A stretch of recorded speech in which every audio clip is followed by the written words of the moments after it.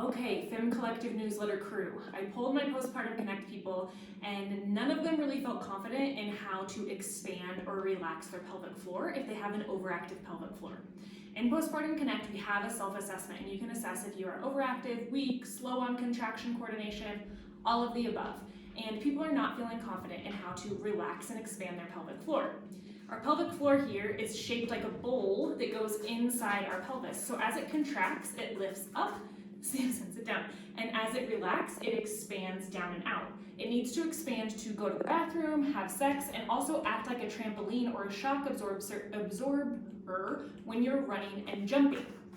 So if it's not able to relax, then it's not going to be fast in contraction up. Just like if our biceps are constantly holding like a grocery bag and then I set them down and I have to reach for something really quickly, my muscles aren't going to be able to respond. So pretty much everyone needs to be able to relax and lengthen their pelvic floor muscles. Also, if you're having any pain with intercourse, insertion of a tampon, pain with the bowel movement, or anything that requires that lengthening, then it may be that those muscles are overactive and tight and maybe sore when you touch them. Just like an overactive upper trap muscle is sore when you touch it when someone comes up behind you and puts their hands on your shoulders.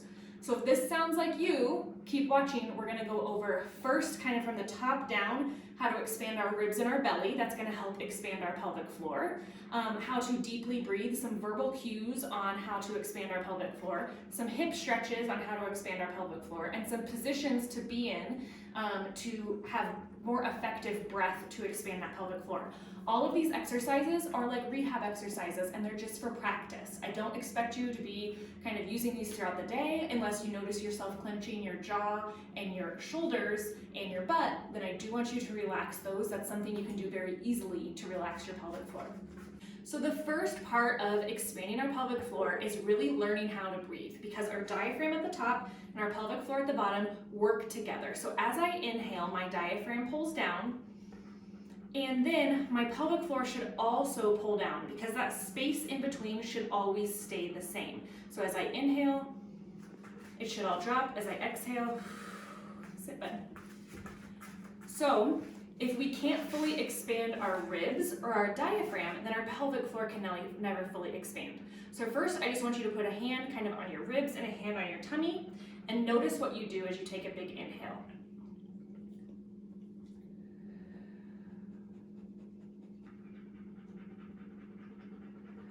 So you should feel two things. You should feel expansion of your ribs laterally, so into your hand. You should also feel expansion of your belly out into your hand in the front. Kind of even amounts as you inhale. A couple things you may be feeling instead. You may notice that you're going and you're raising your chest up. Think about keeping your chest and your shoulders quiet and focusing on expanding your ribs out to the side. If that's really difficult for you, you can also focus on putting something around your ribs and focus on breathing and expanding into that compression. Another thing you may have noticed is that your belly does not rise when you inhale. You get stuck right here where we're all holding in our stomachs all the time. So a few positions that can help this is get in a position where you can really let your belly hang and relax. And I'm sure that most of you have not let your belly hang in a very long time or ever. So get in a position and let your belly really hang.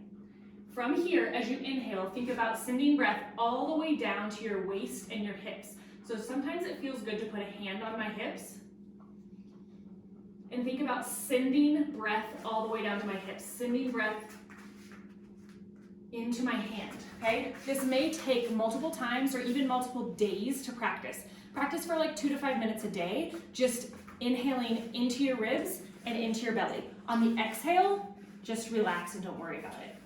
So after you feel like you've gotten down the rib expansion and belly expansion with inhale, if you're in a position where you're kind of bent over, you should feel that pelvic floor start to expanding as you inhale because we're putting more pressure on it and we should get that nice little expansion. If you're like, I have no idea what you're talking about, my pelvic floor is not expanding.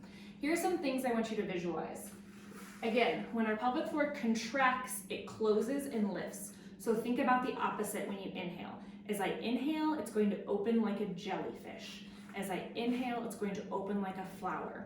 As I inhale, if I move forward, I want to think about inhale, and my tailbone is coming up without moving my pelvis. It's just lifting up. Also think about not clenching your butthole. If you are clenching it right now, let it go, and then start taking some big inhales. These are all verbal cues or visualizations that you can use, and again, this may take multiple times or multiple days of letting your body relax into it. Another way you can feel what your pelvic floor is doing is by sitting on something soft. Roll up a pillow, a towel, put it in between your legs, sit on a soft cushion, and this way as you inhale, you should feel the pressure increase under your perineum into the cushion or the towel as your pelvic floor expands. So it's another way to kind of feel what's going on. You can also always just put a hand under your sit bones.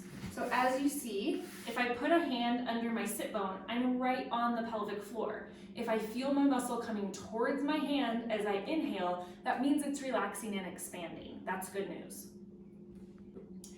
If you've got your belly expanding, your ribs expanding, you're visualizing and nothing is still happening, it may be that there is a shortening or a limitation in the pelvic floor muscles that need to be stretched. So if we stretch our hips, we're stretching our pelvic floor muscles. So the first stretch that I love to kind of think about stretching our pelvic floor muscles is a Piriformis Stretch or a figure 4 stretch. You can do this sitting or standing, but just one leg forward, and then think about rocking your pelvis forward. Feel the stretch in the back of your hip or your glute, and then take big deep breaths here, thinking about sending your breath all the way down to where that stretch is.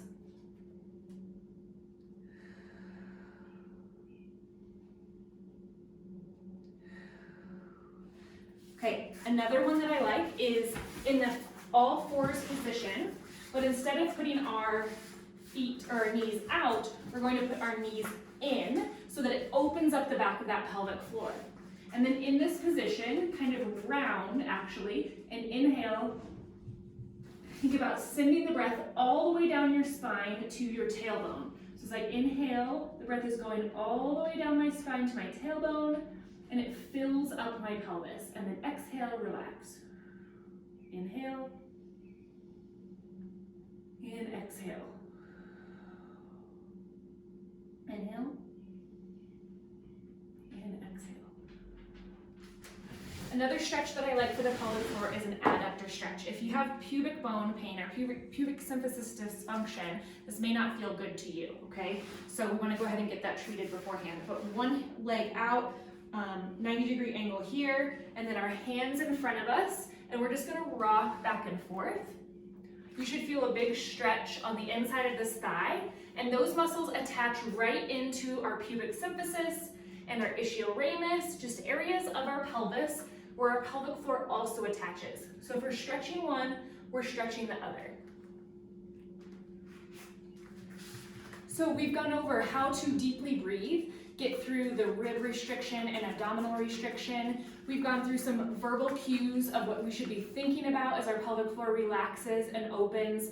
We've gone through some positional changes like being on hands and knees, our knees in. If hands and knees doesn't feel good to you, you can also just bend over a counter if your wrists are sensitive. And we've gone through some hip stretches to stretch our pelvic floor. If you have any questions or you need a one-on-one appointment, sometimes we can talk about specific things to you that I can see on a movement analysis that may be your issue or what's causing that pelvic floor overactivation.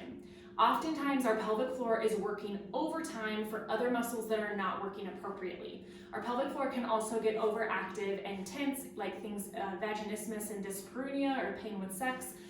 When there's been a traumatic experience, when you've kind of grown up around shame and sex, any of those things, our pelvic floor is a behavior for that emotional response, just like other behaviors that we act out for emotional responses. So it's all things that we can work through. Sometimes dilators and wands are great tools, but all of this can be used together. It should never just be one thing.